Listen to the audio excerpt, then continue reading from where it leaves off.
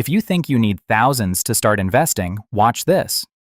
This video is for one specific person. You have a job, you get paid every month, and at the end of the month, there's almost nothing left.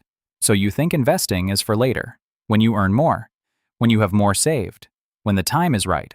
The time will never be right, and waiting is costing you more than you think.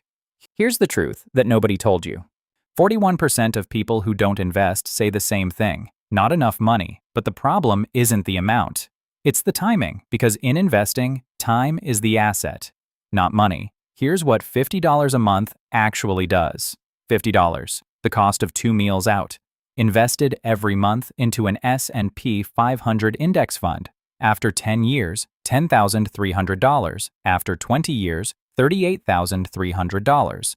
After 30 years, $113,000. After 40 years, $316,000 from $50 a month that you started with today. Now here's what happens if you wait 10 years to start. Same $50 a month, same S&P 500.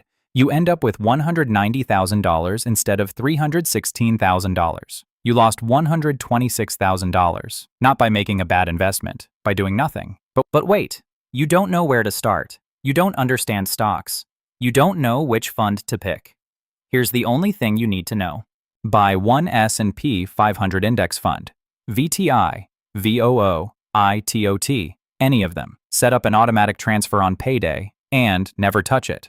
That's it. No financial advisor, no special knowledge, no perfect moment, just $50 on payday, every single month.